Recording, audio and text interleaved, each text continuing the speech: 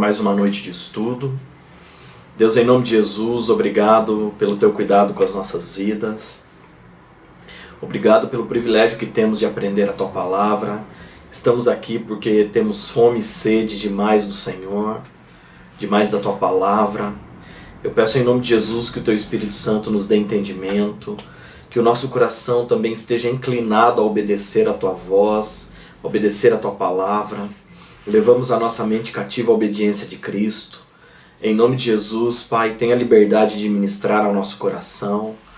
Eu peço que o Senhor libere anjos guerreiros para nos guardar, cercar toda a nossa família com a Tua proteção, guardar toda a nossa casa. Em nome de Jesus, que somente a Tua voz se ouça e que o Senhor esteja, Deus, abençoando cada família, cada lar que está conosco nesse momento de estudo. Aqueles que estarão entrando, Deus, que estarão chegando, Deus, que o Senhor esteja guardando também. No nome de Jesus, amém. Amém, glória a Deus. Aleluia. O pessoal vai chegando aí. Vai abrindo a sua Bíblia em Mateus 25. Hoje, em nome de Jesus, nós vamos terminar essa etapa. Ela é um pouco mais, eu acredito, né? Eu às vezes sou ingênuo comigo mesmo, que vai ser rápido e eu consigo me superar. Mateus 25. Nós vamos ler por etapa, porque a gente vai ler cada parábola e a gente vai estudar cada uma delas. Porque se a gente ler o capítulo inteiro, depois a gente vai ter que ficar relendo. Então a gente vai ler por etapas aqui, tá? A primeira parábola, Mateus 25, é do capítulo 25, é do versículo 1 ao versículo 13. Que algumas bíblias têm um cabeçalho ali, um texto que indica sobre o que aquela parte está falando, né? Normalmente está escrito a parábola das 10 virgens. Vamos ler? Mateus 25, do 1 ao 13.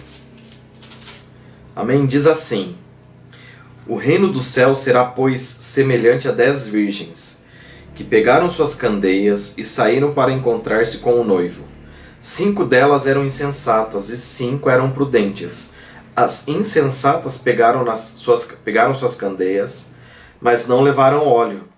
As prudentes, porém, levaram óleo em vasilhas, junto com suas candeias. O noivo demorou a chegar, e todas ficaram com sono e adormeceram. À meia-noite ouviu-se um grito: O noivo se aproxima, saiam para encontrá-lo. Então todas as virgens acordaram e prepararam suas candeias. As insensatas disseram aos prudentes: Dê-nos um pouco do seu óleo, pois as nossas candeias estão se apagando. E elas responderam: Não, pois pode ser que não haja o suficiente para nós e para vocês. Vão comprar óleo para vocês. E saindo elas para comprar o óleo, chegou o noivo. As virgens que estavam preparadas entraram com ele no banquete nupcial. E a porta foi fechada. Mais tarde vieram também as outras e disseram: Senhor, Senhor, abra a porta para nós. Mas ele respondeu: A verdade é que eu não as conheço. Portanto, vigiem, porque não sabem o dia nem a hora. Amém? No começo que nós estávamos ministrando os estudos, lá nas primeiras aulas, o pessoal estava pedindo para eu antecipar os versículos e colocar alguma coisa sobre o estudo, né? E a gente começou a fazer algumas perguntas antecedendo as aulas. Em uma das vezes eu perguntei quem eram as 10 virgens, né?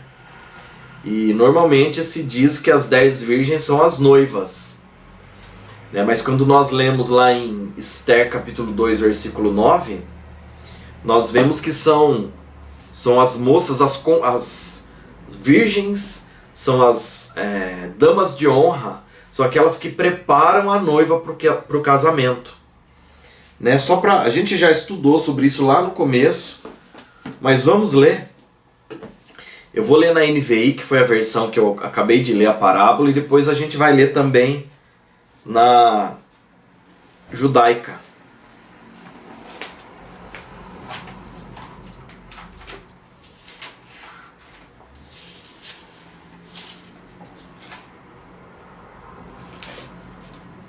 Esther capítulo 2, versículo 9. Se você está meio perdido aí, não sabe onde está Esther, está de 1ª, 2ª Crônicas, 1ª, 2ª Reis, aí vem Esdras, Neemias e Esther, tá? É Velho Testamento, tá?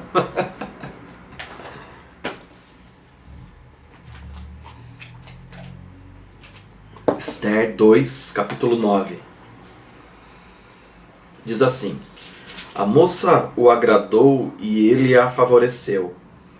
Ele logo lhe providenciou tratamento de beleza e comida especial. Designou-lhe 7 moças escolhidas do palácio do rei e transferiu-a junto com suas jovens para o melhor lugar do harém, ou suas virgens. Pode estar na sua tradução, na Almeida Corrigida, vai estar assim. Eu vou ler a judaica completa, é a tradução, uma das mais próximas do hebraico, tá? Deixa eu achar o 9 aqui. Tá falando, lógico, ela agradou a quem? A Hegai, o eunuco do rei que cuidava das suas concubinas, das suas esposas. E aqui é o preparativo para Hadassa se tornar a rainha dos medos e dos persas, substituir Vasti, né?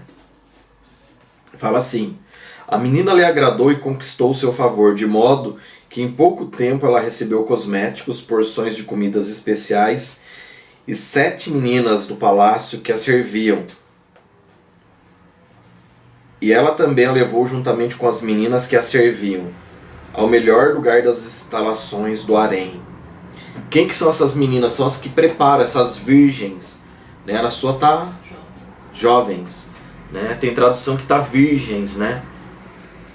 E quem são as virgens? São as que preparam a noiva. Só pra gente entender isso. Que o Mateus 25 ele vai falar de liderança dos pastores, dos mestres, dos profetas, dos evangelistas, dos apóstolos, dos 5 ministérios, que a igreja não está debaixo deles. Eles foram dados para a igreja. Ou seja, os 5 ministérios Jesus deu para servir a igreja. Porque a igreja não é do pastor Juliano, não é do pastor Pedro, Paulo, José, não. A igreja é de Cristo, a noiva é de Cristo. E ele designou pessoas para preparar a sua noiva para aquele dia. Juliano, então você está querendo dizer que uma pessoa igual você, um pastor, não é a noiva? Não. Eu sou aquele que foi chamado para preparar. Para cuidar da noiva. Ataviar a noiva para o dia que o noivo vier.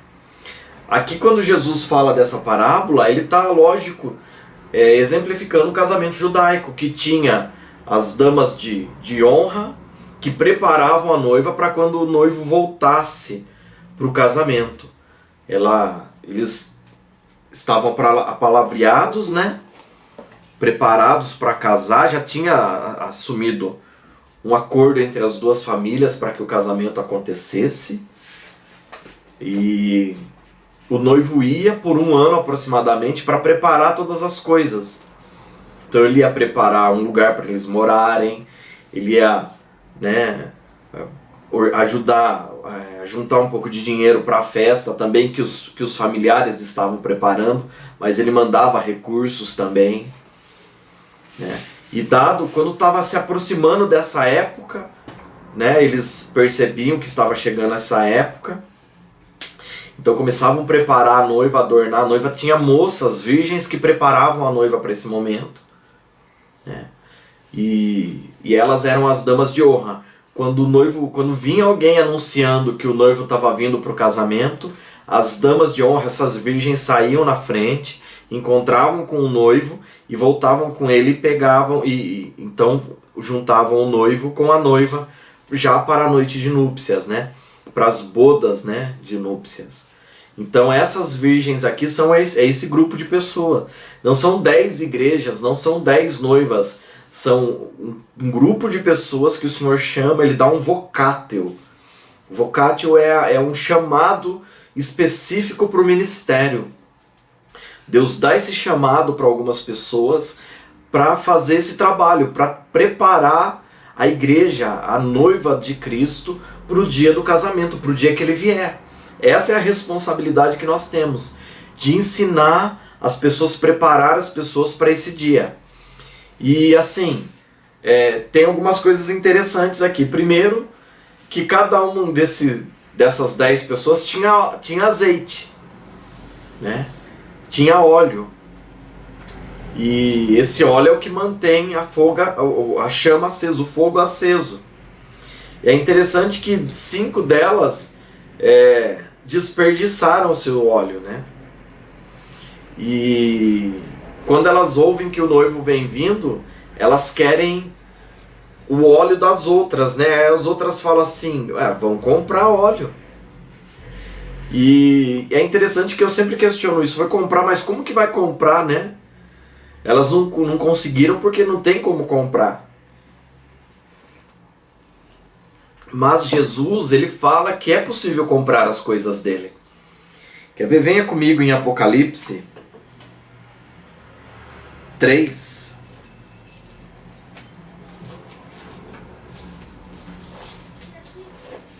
Não perca Mateus 25 de vista. Apocalipse 3, do 16 ao 18. Vamos ler o 15 também. Aqui ele está falando com a igreja de Laodiceia. Apocalipse 3, do 15 ao 18, diz assim: Conheço as suas obras, sei que você não é frio nem quente. Melhor seria que você fosse frio ou quente. Assim, porque você é morno, não é frio nem quente, estou a ponto de vomitá-lo da minha boca. Você diz, estou rico, adquiri riquezas e não preciso de nada. Não reconhece, porém, que é miserável, digno de compaixão, pobre, cego e que está nu. Dou-lhe este conselho, Jesus dando um conselho. Compre de mim ouro refinado no fogo, e você se tornará rico. Compre roupas brancas e vista-se para cobrir a sua vergonhosa nudez. Compre colírio para ungir os seus olhos e poder enxergar. Então Jesus fala que é possível comprar as coisas dele. A gente fala, o que eu vou usar para que Deus me dê algo? O que eu faço para que Deus me dê algo, me recompense com algo, me retribua com algo, ou me venda algo? O mais próximo que a gente tem é Mateus 6,6. Quero que você venha aqui comigo em Mateus.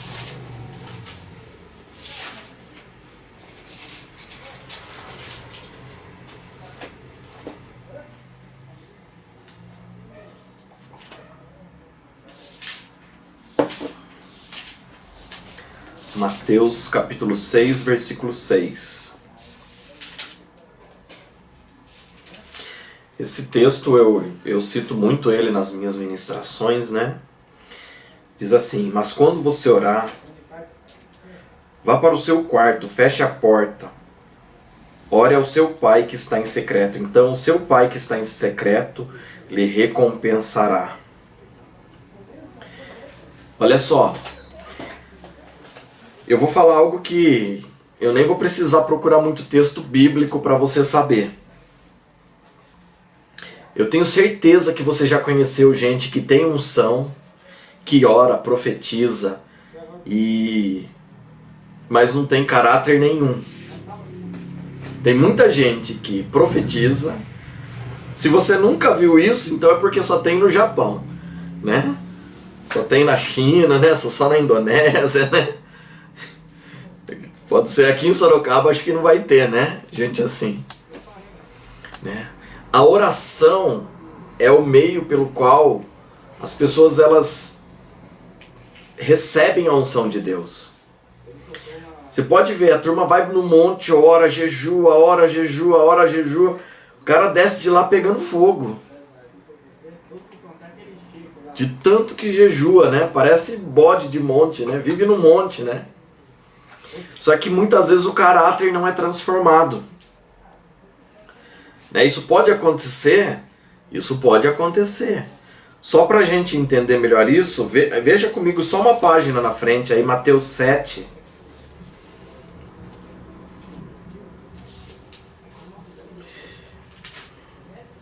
(21)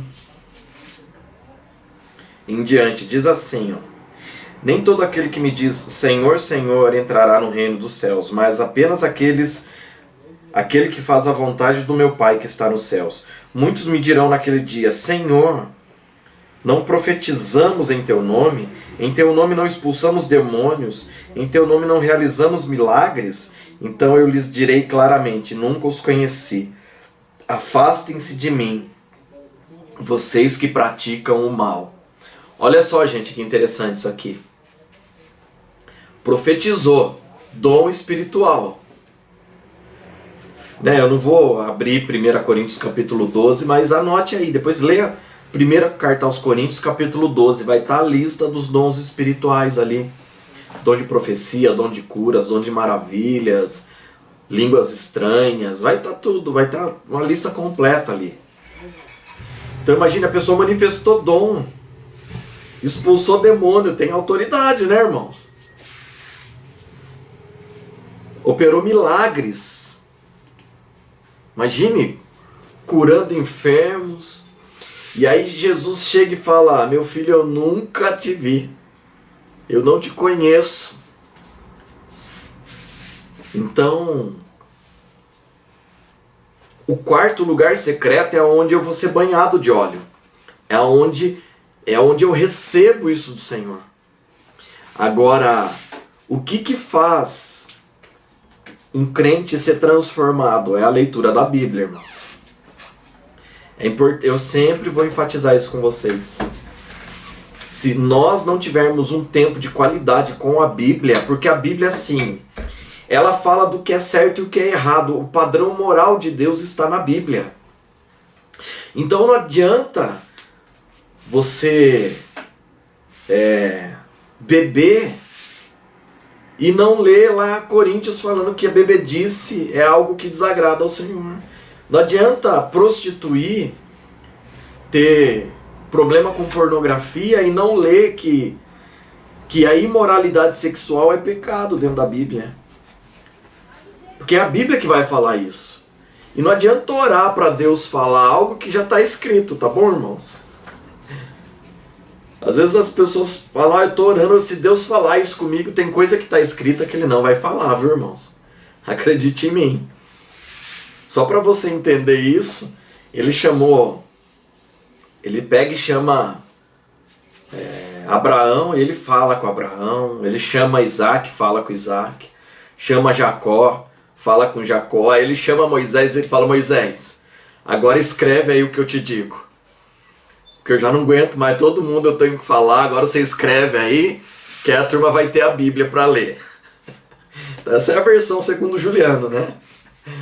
Mas de Moisés para frente começou a ser escrito, tá, irmãos? Então, assim, tudo que Deus tinha que falar, Ele falou com os profetas, né? Ele falou com os apóstolos, e tá escrito, você tem a Bíblia, né? Então você só precisa ler ela, né? Eu costumo dizer que a gente tem tudo para dar certo, né? A gente tem o Espírito Santo e a Bíblia. Eu preciso ouvir Ele e preciso ler a Bíblia, né? Então a oração faz isso comigo. Qual que é o problema dos nossos dias? A gente está vivendo um período perigoso na Terra, irmãos. Porque o mundo parou, todo mundo teve tempo. Vocês perceberam que todo mundo praticamente teve tempo de ter tempo de qualidade com Deus? Ficou redundante aqui o tempo, mas todos nós tivemos tempo para nos dedicar à presença de Deus. Então hoje alguém falar assim: eu não consegui ler a Bíblia. Você está dentro da água, hein? Você está enrolado. Né? É importante a gente... Eu já preguei sobre isso, já falei sobre isso aqui. Eu acredito, irmãos, que toda essa paralisação que teve Foi a agenda do céu, a agenda da terra se conciliando, sabe? De repente, o fique em casa soou igual na eternidade e aqui na terra. Deus queria que a gente tivesse um tempo de qualidade com Ele, com a nossa família. Só que a terra quer gerar entretenimento. Quer que você ocupe o seu tempo com entretenimento. Se você dedicar um tempo de qualidade, de oração, você vai receber a unção de Deus. Eu vou receber a unção de Deus para eu não ser pego desavisado. Para eu ter azeite para ministrar na sua vida. É importante você entender isso. Hoje você está sendo ensinado, ministrado, mas dentro desse grupo eu tenho certeza que tem pessoas que Deus vai chamar, vai levantar para cuidar de pessoas. E toda vez que Deus nos levanta para cuidar de pessoas, aonde você estiver, você tem que ter a unção do Espírito para fazer isso. E o único lugar que nós adquirimos o óleo é quando nós fechamos o quarto, trancamos a nossa porta e no secreto Deus ele nos recompensa. Ele dá isso sobre as nossas vidas, ele derrama óleo sobre as nossas vidas. Não tem outro lugar, viu, irmãos? Agora, para eu usar esse azeite da forma que agrade a Deus, eu tenho que ler a Bíblia. Porque a Bíblia é que vai falar onde eu preciso mudar, onde eu preciso ser transformado, onde o meu coração está fazendo coisas que desagradam a Deus. É importante. A gente está lendo escatologia, esse é um estudo assim que afina o nosso coração com as coisas de Deus. Porque fala dos enganos. Nesses estudos nós temos falado muito sobre isso. Eu tenho ensinado sobre isso. Né? Eu enfatizo muito sobre a gente ter tempo de qualidade com Deus. Né? Eu vou falar o que eu costumo fazer. Se eu não tenho compromisso muito cedo, eu acordo 7 horas da manhã, no máximo, irmãos. Para eu ter meu tempo de oração antes da Su levantar, do Davi levantar. A Su gosta de orar à noite. Né? Agora, se eu tenho compromisso, eu vou levantar 1h30 mais cedo. Para eu ter o meu tempo de qualidade com Deus. Né? E a gente vai ficando velho, a gente não consegue dormir muito tarde, né? Então, vai dando meia-noite e a gente começa a querer virar abóbora, né? Passa da meia-noite, já não é mais o Juliano, né? Já só tá, né? O corpo ali, né? A alma já penou, já foi para outro lugar, né? Eu já... né? Tô em off já, funcionando no piloto automático, né? Então, né, a gente tem que dedicar um tempo de qualidade, né? Você pode falar, Juliano, mas você é pastor, você tem que ter isso, né? Não, irmãos, eu costumo fazer isso desde que eu virei crente, sabe? Eu já li a Bíblia 32 vezes, eu tô terminando a 33ª. E a maioria das vezes que eu li trabalhando muito. E eu já cheguei a trabalhar em 3 serviços. Quando eu escuto alguém falar assim, você lê bastante porque você é só pastor. Né? Eu trabalho bastante, eu não tenho tempo. Né? Eu tenho vontade de falar para a pessoa, você não lê a Bíblia porque você é só um crente furreca. Porque se você fosse um crente de verdade, você lia, né? Você ia saber a importância da leitura da Bíblia. Mas lógico que eu nunca vou falar isso, nem numa aula, nem numa sala de estudo, né, irmãos? Chamar alguém de crente furreca, né? Crente mais ou menos, ia ficar chato, né? Mas assim, o que fez eu, né, pregar, me tornar pastor, a gente viajar para fora do Brasil, fazer missões, eu tenho certeza que foi dedicação de tempo, de qualidade com Deus. Né? É lógico que Deus me chamou para o ministério, às vezes Deus te chama para ser um empresário, né? Para ser enfermeiro, médico. Tem lugares que eu não alcanço. Um pastor não alcança, por isso que ele precisa de pessoas em todos os ambientes. Só que para a gente fazer isso com qualidade, e você sentir o Espírito Santo te usando, você precisa de Mateus 6,6 na sua vida. Tá? Grave isso, você tem que de vez em quando se trancar, e esse de vez em quando é pelo menos uma vez por dia, tá, irmãos? Faça isso, tá? Esquece um pouco a Netflix, a Amazon, esquece um pouco a internet, né? Esquece um pouco as redes sociais e dedique um pouco de tempo ao Senhor para que Ele derrame óleo na sua vida, né? Para que Ele te recompense nesse tempo que você está orando.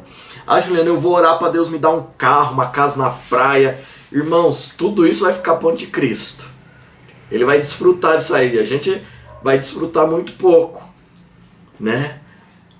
Agora, Deus pode dar isso para você? Pode, né? Mas o lugar secreto é para a gente ter intimidade com Deus, né? Então, quando a gente não tem desejo das coisas, Deus nos dá coisas. Sabe, irmãos? Quando a gente treina o nosso coração a não querer as coisas, Deus pode nos dar coisas. E é interessante que quando a gente lê a Bíblia, a gente aprende que as pessoas são mais importantes do que as coisas. Então a gente ora para a gente amar as pessoas, né? Então a gente nunca vai substituir o nosso amor pelas pessoas e começar a amar as coisas. Porque hoje, nos nossos dias, as pessoas amam mais coisas do que pessoas. E o lugar secreto, a leitura da Bíblia, afina o nosso coração para isso que Deus quer. Ele quer que a gente ame o próximo. Amém? Não vou me deter sobre o amor, que no Mateus 24 eu dediquei um bom tempo falando sobre isso. Vamos voltar lá em Mateus 25, a parábola dos talentos.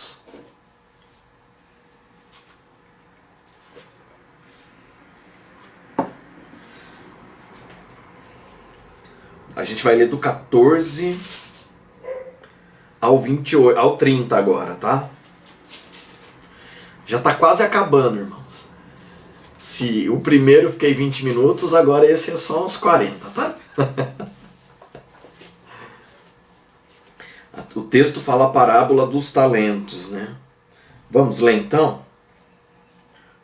De Mateus 25, do versículo 14 em diante. Eu vou ler na NVI de novo, tá? Diz assim: E também será como um homem que, ao sair de viagem, chamou seus servos e confiou-lhes os seus bens.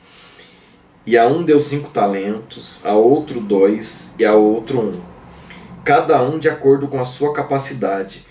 Em seguida, partiu de viagem.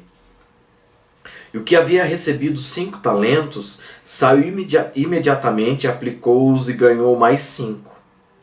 Também o que tinha 2 talentos, ganhou mais 2. Mas o que tinha recebido 1 talento, saiu, cavou um buraco no chão e escondeu o dinheiro do seu senhor. Depois de muito tempo, o senhor daqueles servos voltou e acertou contas com eles. O que tinha recebido 5 talentos, trouxe outros 5 e disse: O senhor me confiou 5 talentos. Veja, eu ganhei mais 5.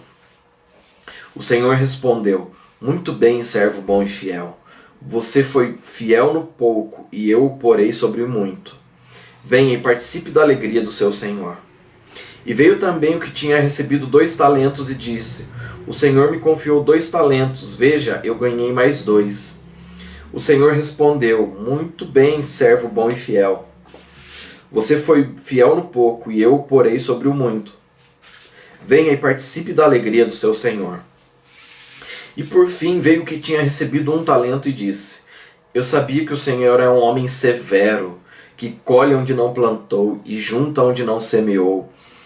Por isso tive medo, saí e escondi o seu talento no chão, ou enterrei na terra, dependendo da tradução. Veja, aqui está o que lhe pertence. O Senhor respondeu: Servo mau e negligente, você sabia que eu colho onde não plantei e que ajunto onde não semeei? Então você devia ter confiado meu dinheiro aos banqueiros, para que, quando eu voltasse, o recebesse de volta com os juros.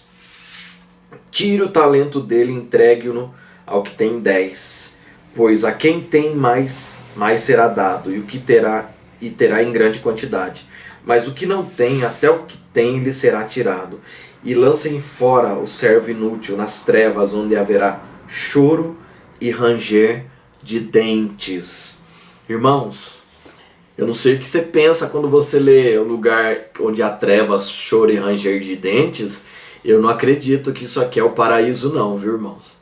Né? Não sei o que você pensa a respeito disso, né? Se você gosta de dormir no escuro e pensa que é um lugar para descansar, né? Mas eu acho que não é não, viu?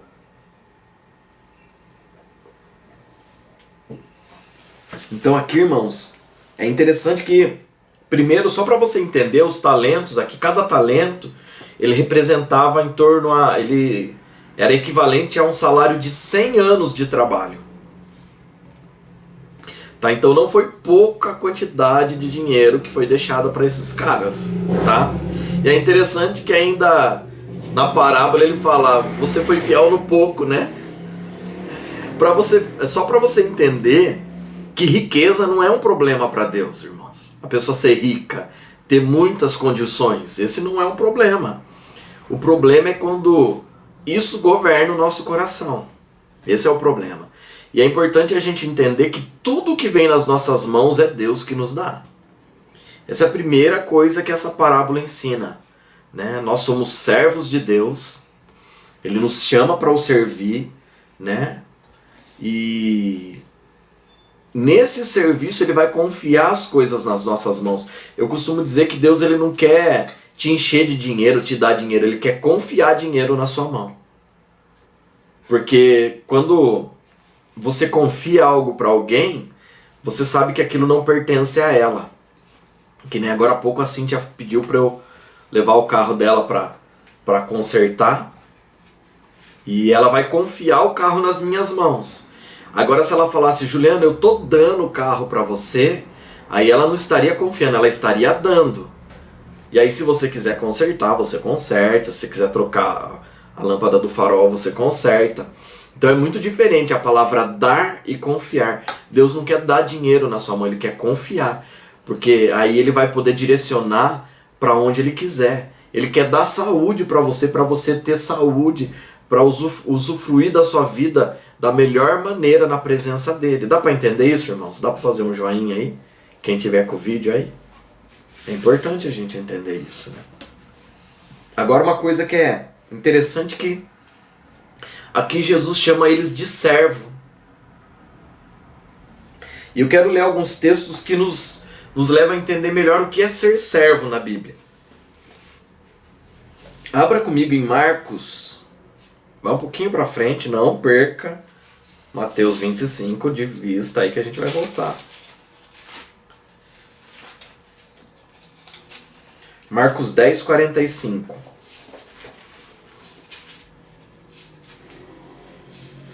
Bom, só para a gente recapitular, essas parábolas, o final de Mateus 24 e Mateus 25, é Jesus ensinando como nós vamos nos preparar para não sermos pegos de surpresa na volta dele.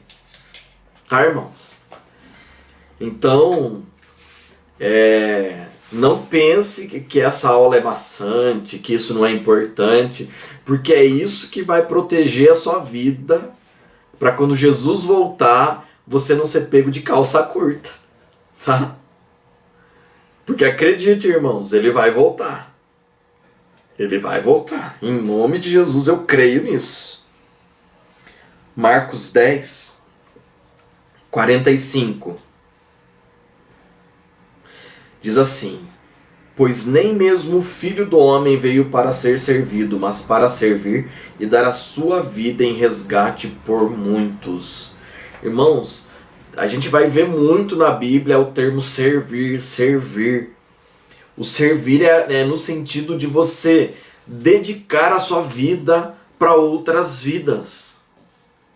Sabe? Primeiro ambiente é a sua casa. Se você não consegue servir dentro da sua casa, é um pouquinho difícil, sabe? Servir o cônjuge, servir os filhos servirem aos pais. Ah, em que sentido? Pegar água quando o pai pede? Vai lá, Davi, pega a água para mim. Não é nesse sentido. Pode ser nesse sentido também, né? Mas a gente fala assim no sentido de estar junto, né? Porque a nossa sociedade hoje, o período que nós vivemos, é um período muito ímpar na história da humanidade.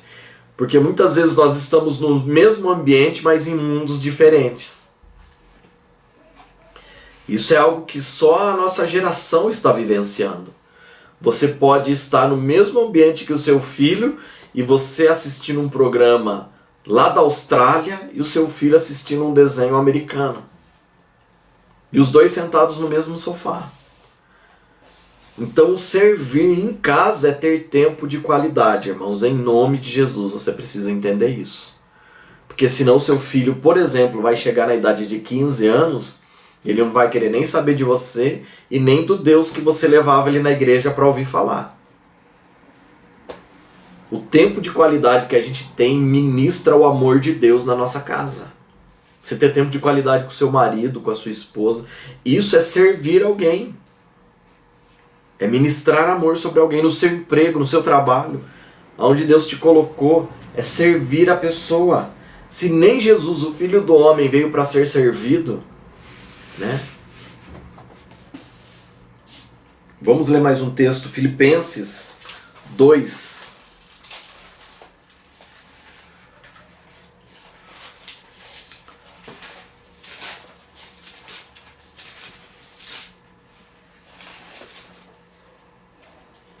Filipenses 2, do 5 ao 8.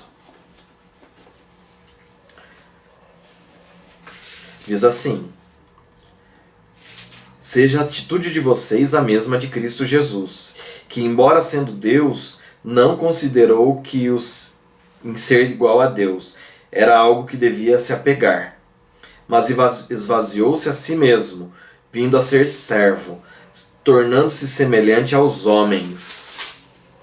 E sendo encontrado na forma humana, humilhou-se a si mesmo e foi obediente até a morte e morte de cruz. Então, o que eu tenho, em que eu tenho que me assemelhar a Cristo? Eu tenho que me assemelhar no sentido de ser servo. Jesus, ele via alguém com alguma necessidade, ele, através do amor e compaixão, ele supria aquilo. Então é dar cesta básica, comida para os outros? Pode ser isso, irmãos. Mas mais importante do que isso é conduzir as pessoas a Cristo. Levar as pessoas a entender que nessa vida tão difícil e triste que nós temos, há sim uma esperança para nós. Sabe? A crer que Deus ainda restaura vidas. Viu? Isso é ser servo. Né? Que a mesma obra que Jesus fez na sua vida, ele pode fazer na vida de outros. Que ele fez na minha vida, ele pode fazer na vida de outros. Isso é ser servo.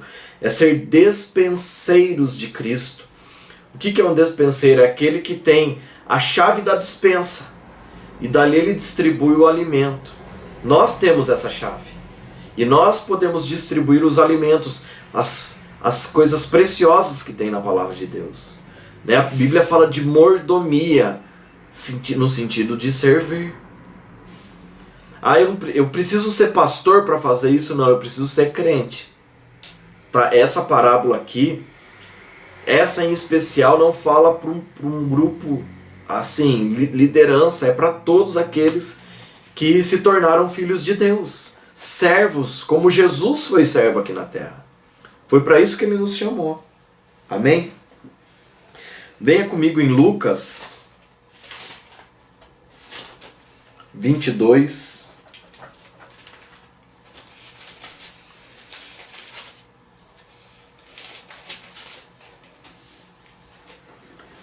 Versículo 27. Lucas 22, versículo 27 diz assim: pois quem é maior, o que está à mesa ou o que serve? Não é o que está à mesa? Mas eu estou entre vocês como quem serve. Irmãos, Jesus operou milagres, expulsou demônios, ensinou. Tudo isso ele fazia servindo as pessoas. Sabe, eu costumo dizer, sabe por que a gente se frustra muitas vezes? Porque a gente se rende às pessoas e quer servir a Deus. Agora, se a gente inverter isso, se a gente se render a Deus e servir as pessoas, a gente não se frustra. Porque quando eu me rendo, como que eu entendo que é se render? É quando a gente se casa. Eu rendo meu coração, eu entrego meu coração, eu entreguei meu coração nas mãos da Susan. E ela tem acesso ao meu coração. E às vezes a gente deposita muita expectativa em quem a gente se rende. E por isso a gente se ofende e se frustra tanto. Agora, se eu fizer tudo isso para Deus, me render totalmente a Ele, Deus não vai te frustrar, meu irmão. Porque Ele nunca frustrou ninguém, né? Ele não vai te decepcionar. Ah, mas e no casamento? O casamento é a aliança que mostra a nossa aliança com Deus. Por isso que é um lugar que não deve haver reservas. Você não pode ficar ali com frescurinha. Ah, essa área a minha esposa, o meu marido não pode acessar no meu coração. Né? Não pode haver reservas. Dá para entender isso, irmãos, em nome de Jesus? Né? Então Jesus era assim. Era aquele que em tudo que ele fazia, ele estava disposto a servir. Né? Ele se rendia a Deus, né? Totalmente em obediência. A obediência era a rendição. E, consequentemente, ele servia pessoas. Tranquilo, né? É fácil, né? Quando a gente lê. Vamos comigo em Gálatas 5:13, um pouquinho para frente só. Depois de Coríntios, vem o livro de Gálatas, capítulo 5, versículo 13. Eu vou lendo, tá, irmãos? Diz assim: Irmãos, vocês foram chamados para a liberdade, mas não usem a liberdade para dar ocasião à vontade da carne. Ao contrário, sirvam uns aos outros mediante o amor. Servir, cuidar, dedicar minha vida, parte da minha vida para isso. Quando a gente casa, a gente entende um pouco isso. Enquanto a gente é solteiro, a gente vive para nós mesmos, né? Os pais estão ali cuidando da gente, né? Dão tudo que a gente precisa, são as pessoas que vão prover na nossa vida. Você precisa de roupa, eles vão dar, alimento. Só que quando a gente casa, a gente para de viver para nós mesmos, né? E eu tenho que viver também para a Susan. Eu tenho que viver para o Davi também. Então a minha vida eu não posso viver de forma egoísta só para mim. Eu tenho que dedicar tempo para eles. Irmãos, eu estou enfatizando isso porque nós não podemos errar nisso. Não se engane. Pare de achar que você não tem tempo para nada. Você não tem tempo para os seus filhos, não tem tempo no seu casamento, não tem tempo para Deus. Naquele dia você vai ser pego assim, em flagrante. E como assim? Deus vai rodar o vídeo, ele está filmando tudo. Ele vê o seu tempo na internet, ele vê o seu tempo nas redes sociais, ele vê, irmão. Viu? A Bíblia diz que os olhos do Senhor estão sobre toda a terra. Né? Então, a gente tem tempo. Né? Eu estou trabalhando, eu tenho que dedicar um tempo de qualidade para cada pessoa que para junto comigo. Amém? Eu tenho que fazer isso. Né? Que é isso que Deus está pedindo. Né? Que a gente dedique um tempo de qualidade. Sabe, tudo que eu fizer eu faço com amor. Deixa eu te dar um conselho. Se você está em uma profissão que você acorda de manhã, você está desanimado, você, vou ter que ir para aquele inferno de novo. Troque de serviço. Ore a Deus e fale, Deus, o que o Senhor tem para mim? Agora também vê se você não é mole, né? Que tem gente que a situação é outra, né? O temperamento, a pessoa não aguenta ficar muito tempo no mesmo lugar. Né? Então vê se não é isso. Se o seu temperamento não é aquele, é um temperamento que não conclui as coisas, né? Também é importante você observar. Mas você tem certeza que aquele lugar que Deus te chamou é para isso que Deus te levantou. Então faça isso com amor. As pessoas que chegarem até você, faça com amor, né? Juliana, eu só trabalho com computador o dia inteiro. Se alguém, um zelador, alguém que trabalha na faxina passar por você, trate com amor. Jesus tratava todos com amor e respeito. Para ser mais específico, Jesus tratava as mulheres e as crianças com respeito e dignidade, coisa que na época não acontecia. Os homens não tratavam as mulheres com respeito e dignidade, as crianças com o devido respeito. Eu sei que você pode pensar assim, Juliano, hoje em dia tem muito disso. Tem sim. Eu concordo plenamente que tem muito disso. Mas nós temos que tomar como exemplo Cristo, que tratava a todos com respeito e dignidade. Isso é servir. Amém, irmãos? Mateus 22.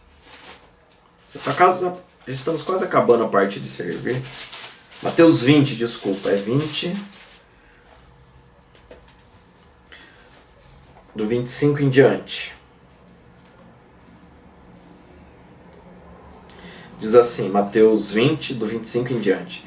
Jesus os chamou e disse: Vocês sabem que os governantes das nações as dominam, e as pessoas importantes exercem poder sobre elas. Não será assim entre vocês. Ao contrário, quem quiser tornar-se importante entre vocês deverá ser servo, e quem quiser ser o primeiro deverá ser o escravo, como o filho do homem que não veio para ser servido, mas para servir e dar a sua vida em resgate de muitos. Sabe o que eu acho interessante? Que Jesus fala assim, se você quer ser importante, você quer ser conhecido, como que está na sua tradução, é isso?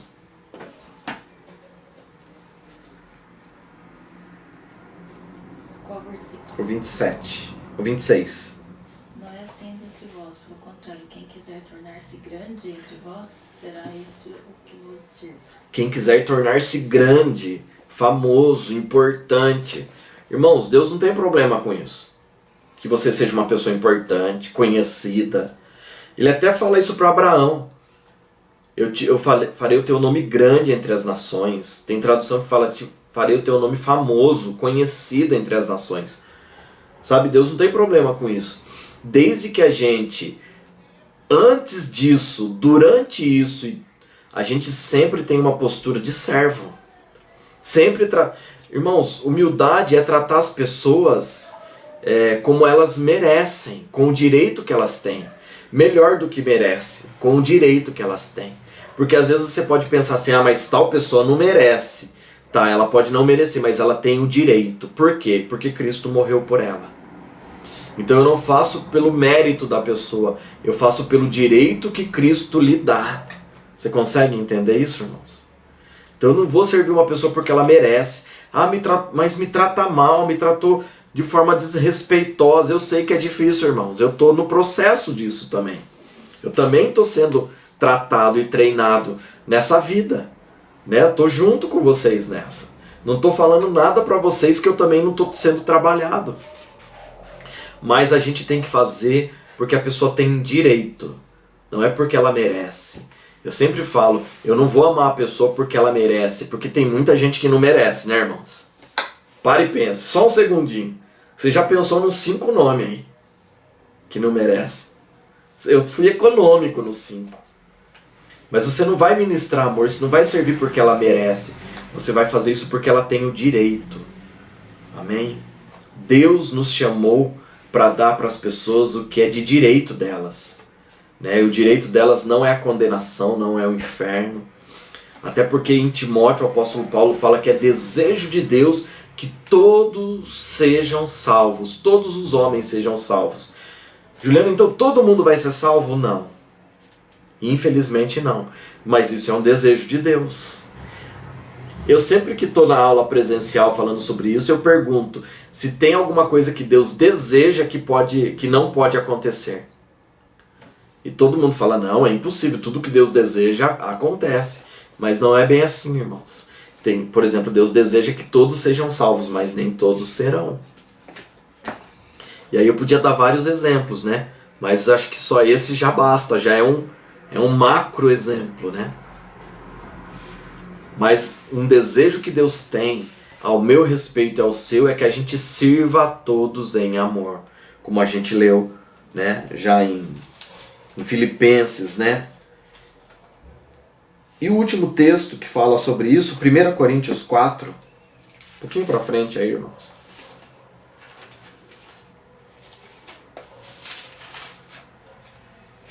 Versículo 1 e 2.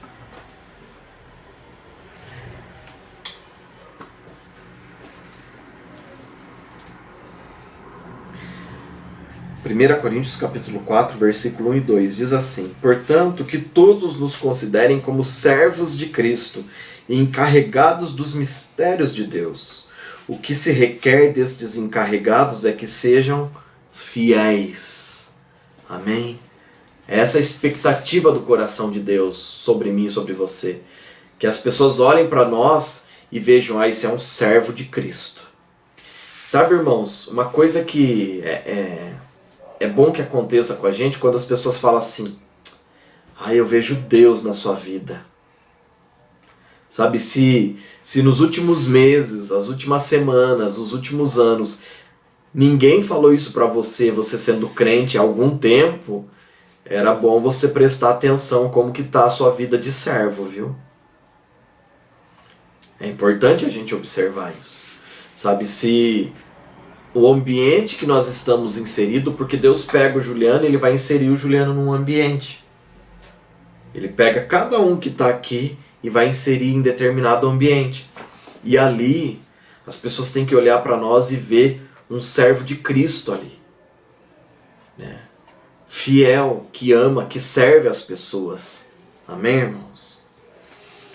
E na Bíblia judaica, o versículo 26 de Mateus 25, ele usa... Eu quero que você volte comigo lá em Mateus 25. E tanto a King James e a Bíblia judaica completa, ela fala de uma forma em Mateus 25, 26. Eu quero ler com vocês para a gente entender isso com bastante cuidado. Mateus 25, versículo 26. Aqui está falando do servo mau, que enterrou o talento, que escondeu o talento. O versículo 26 aqui, da Bíblia judaica, diz assim: o Senhor respondeu, servo perverso e preguiçoso. A sua está preguiçoso também, isso? Mal e negligente. Negligente. Você sabia que eu colho onde não plantei e junto onde não semeei? Né? Olha só, irmãos, eu vou me basear nesse texto aqui da judaica completa. Se tiver alguém aí que tem esse termo perverso e preguiçoso, use o termo preguiçoso ou mau e preguiçoso, manda um joinha aí pra mim no chat do grupo aí, só pra eu ver se se tem tradução assim. A King James está assim também. Primeiro, uma pessoa má. Quando a gente lê o fruto do Espírito, lá em Gálatas 5, do 20 em diante, ali do 21 em diante, acho que é do 21 em diante, né? Deixa eu só confirmar aqui, mas é Gálatas 5.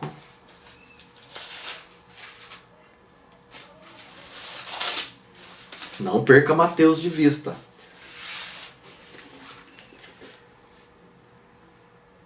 É o 22 e o 23, irmãos. Diz assim: mas o fruto do Espírito é amor, alegria, paz, paciência, bondade, benignidade, fé, brandura, temperança. Contra essas coisas não há lei. É interessante que o texto fala bondade e benignidade. Por que ele dá a impressão que é uma repetição da mesma coisa, bondade e benignidade, né? Mas na verdade, a bondade é a manifestação da benignidade. Benigno é o que eu sou por dentro. Bondade é a minha ação para com as pessoas. Então, se eu sou uma pessoa boa por dentro, as minhas intenções são puras, eu tenho um coração voltado para as coisas de Deus, eu sou benigno. Né? Não tem o câncer maligno e o benigno, né? Ele está dentro, né, da pessoa ali. Né? Mas eu tenho que ter um coração benigno, porque daí eu vou ser bom no que eu faço. Juliano, mas tem gente que faz as coisas com interesse. Tem pessoa que faz bondade com interesse. Concordo com você. Mas isso só mostra que ela é maligna, que ela é má por dentro. Tá, irmãos? Tudo que a gente faz aqui fora só mostra como nós estamos aqui dentro. É importante a gente entender isso, viu, irmãos? Mais cedo ou mais tarde, cada árvore vai dar o seu fruto. Eu nunca vi um pé de limão dar manga, irmãos. Não tem jeito, né? Vai dar um limão azedo, né? Não tem jeito. Ele manifesta o que ele é. né? Mais cedo ou mais tarde. Então o fruto do Espírito vai manifestar em mim a bondade de Deus dentro de mim, a presença de Deus dentro de mim.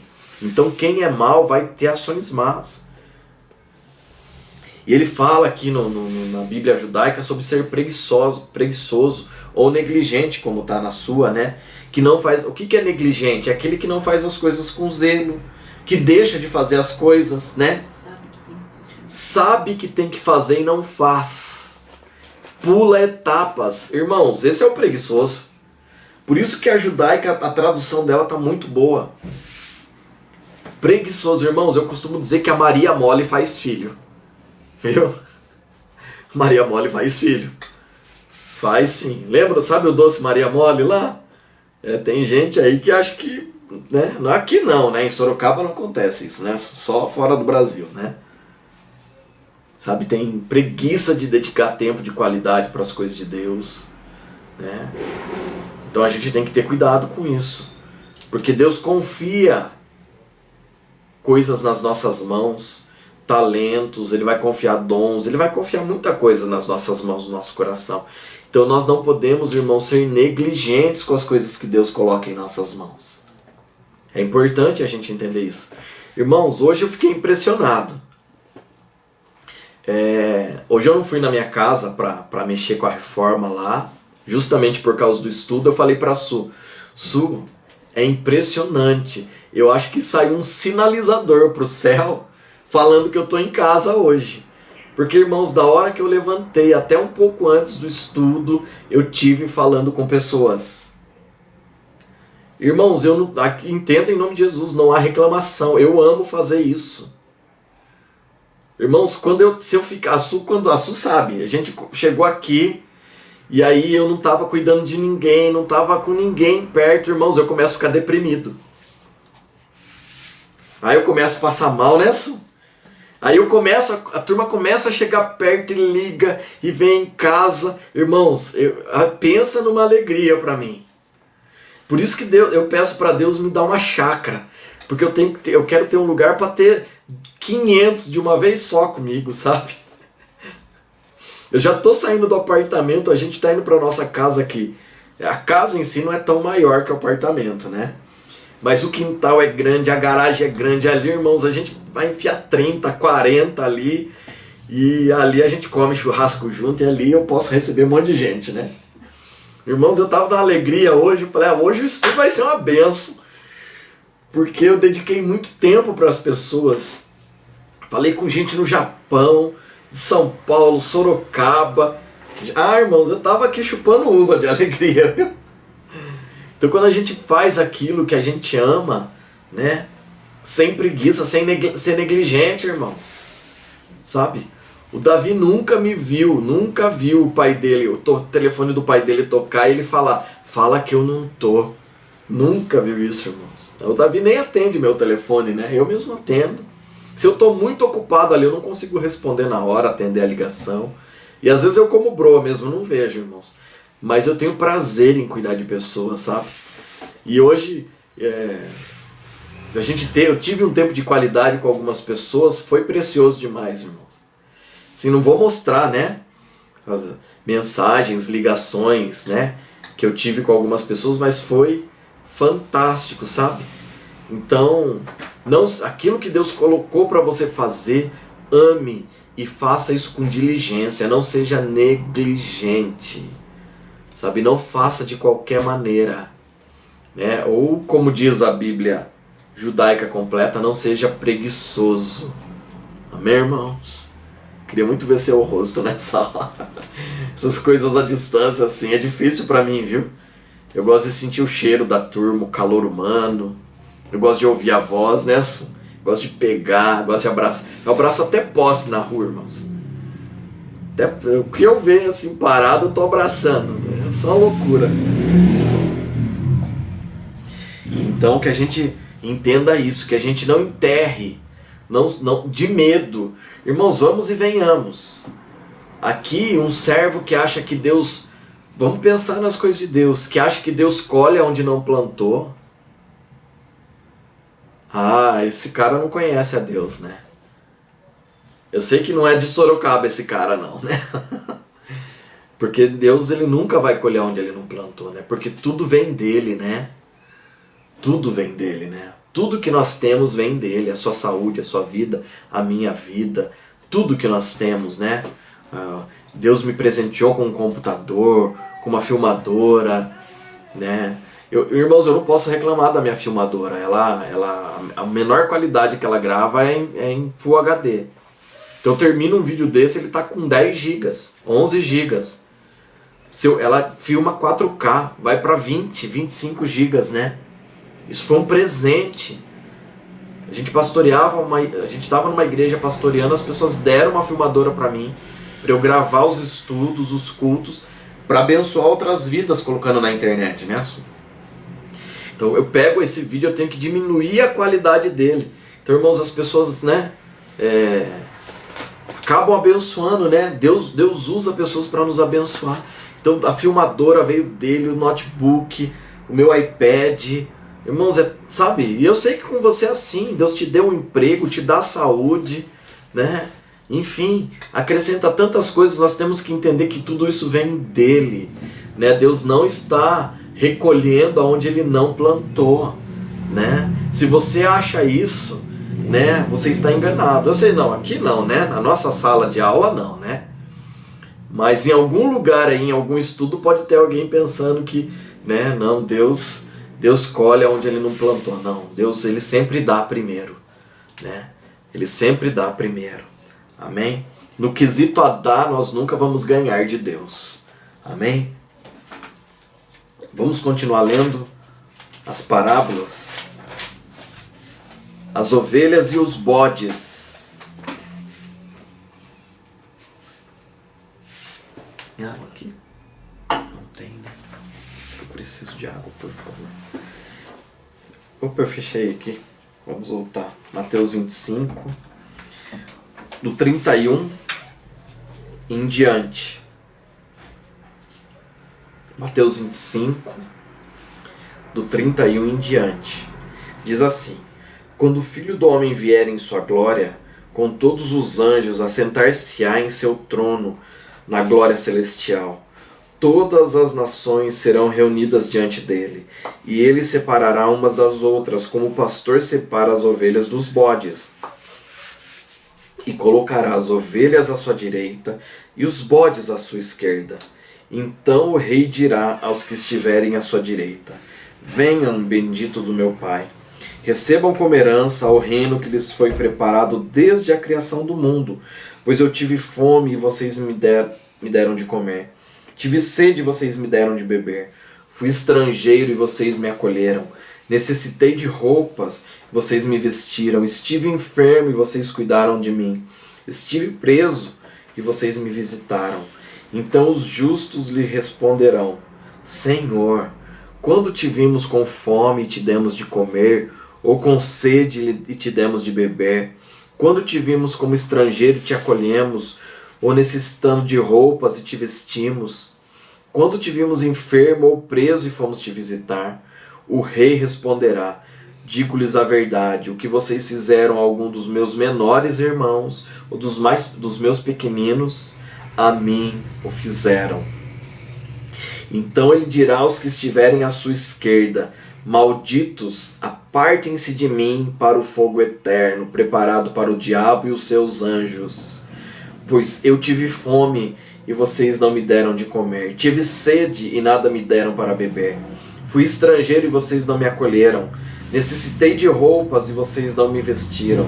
Estive enfermo e preso e vocês não me visitaram. Eles também responderam: Senhor, quando te vimos com fome ou com sede, ou estrangeiro ou necessitado de roupas, ou enfermo ou preso e não te ajudamos? Ele responderá: digo-lhes em verdade, o que vocês deixaram de fazer a algum destes mais pequeninos, também a mim deixaram de fazê-lo. E estes irão para o castigo eterno, mas os justos para a vida eterna. Irmãos, olha só que terrível isso. Jesus fala aqui sobre como ele se aproxima de nós, né? No dia a dia, né?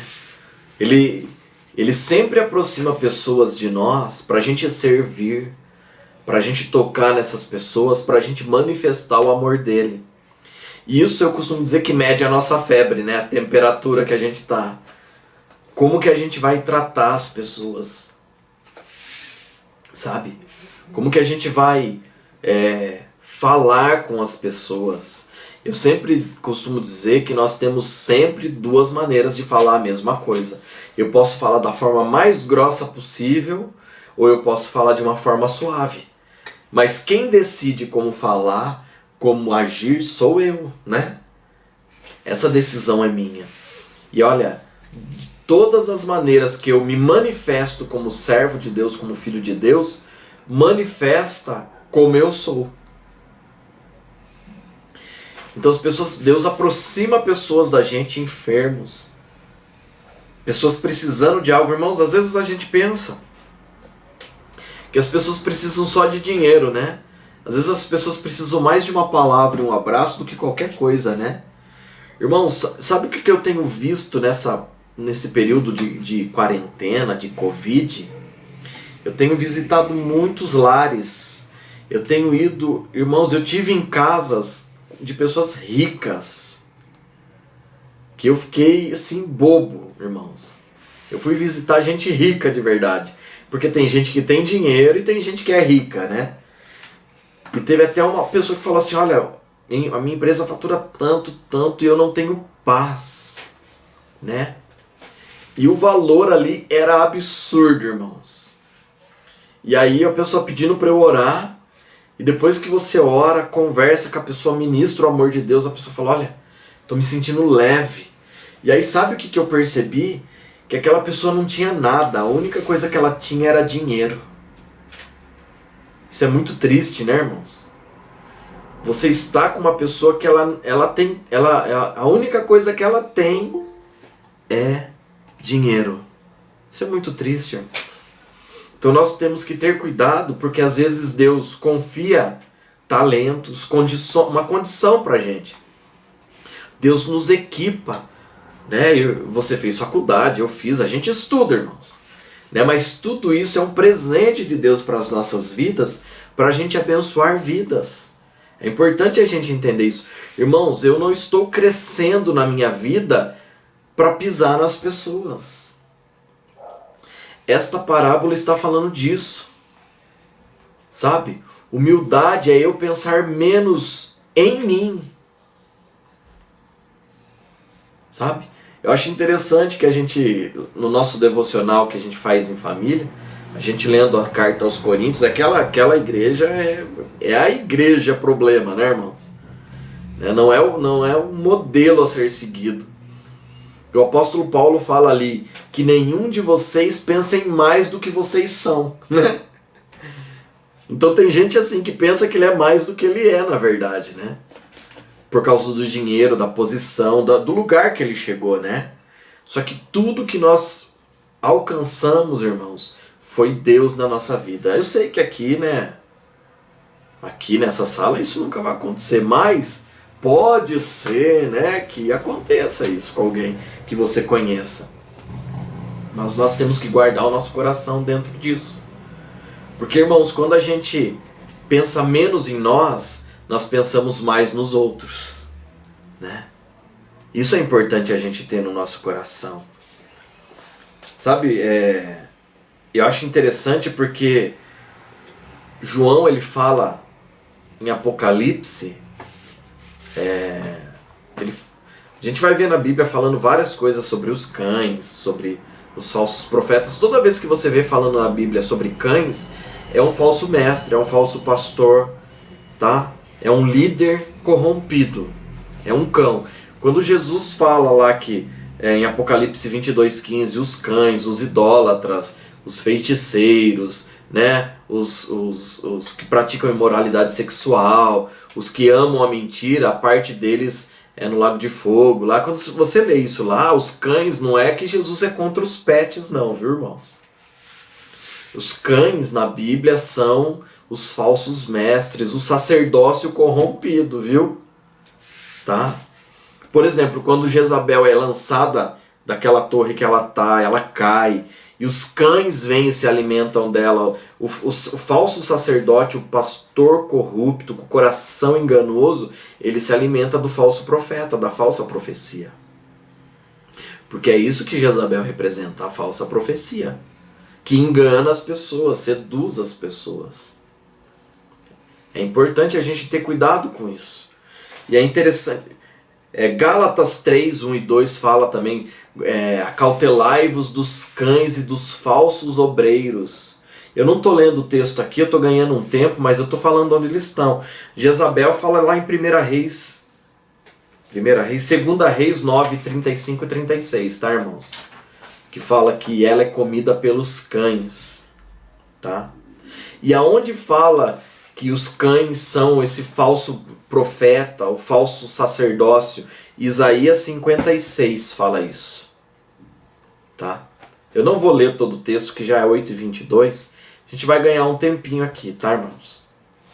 Porque eu quero um texto, eu quero ler. Você vai ler lá o Isaías 56, o 10 e o 11 está falando dos cães, literalmente, mas você lê lá, fala do eunuco, né, do estrangeiro, que Deus vai abençoar eles, aí Deus vai e fala do falso pastor, do falso sacerdote, do falso profeta, e Deus chama ele de cães, tá? São os cães, né? Então quando você lê na Bíblia, lá em Gálatas, acautelai-vos dos cães, relaxa, não é para você sair na rua com medo que um cachorro te morda, né?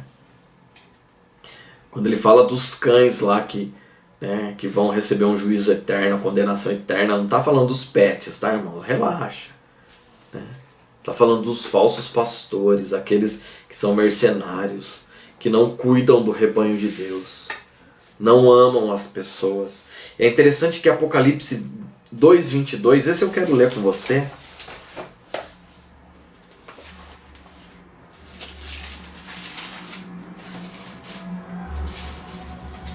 E a gente já vai estar encerrando com esse texto, tá? Apocalipse 2:20.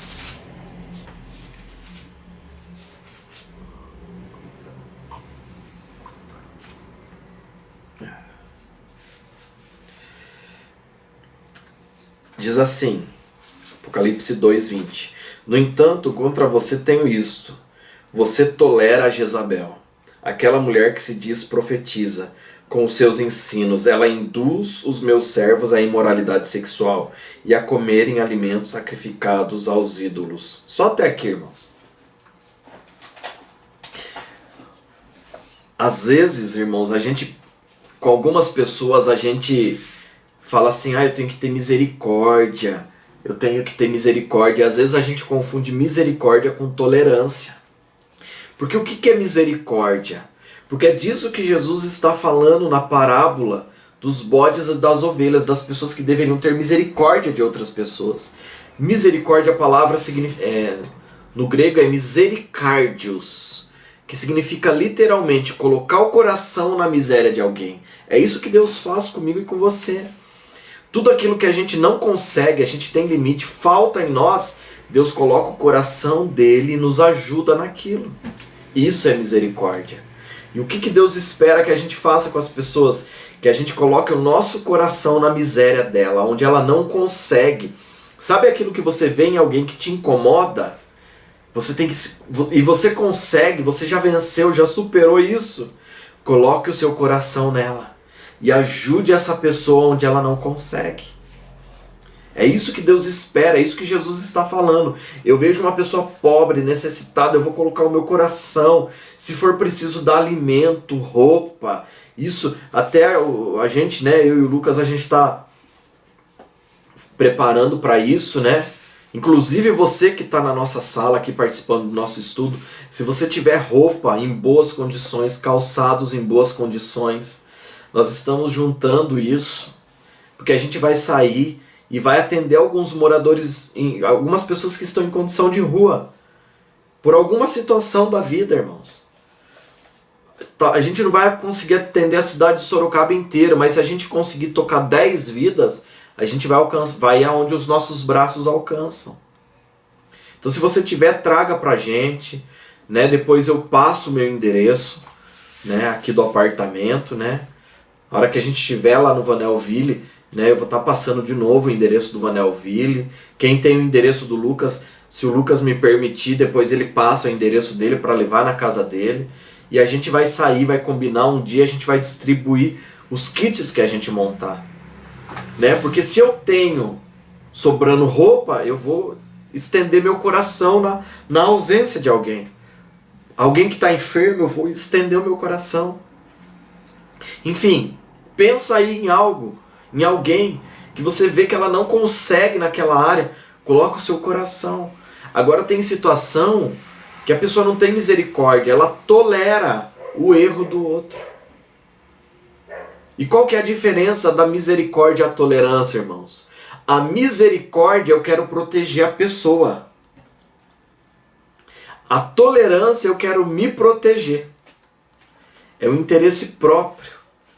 Quem tolera Jezabel, no caso aqui do texto que nós lemos, ele quer se proteger. A situação está confortável para ele. Dá para entender isso que eu estou falando? Então a gente tem que ter cuidado se eu estou agindo com misericórdia ou tolerância em algum sentido. Se essa situação que eu estou envolvido, eu creio que Deus está falando, viu, irmãos? Se eu estou agindo com misericórdia ou tolerância. Se eu quero proteger a pessoa, eu estou querendo me proteger.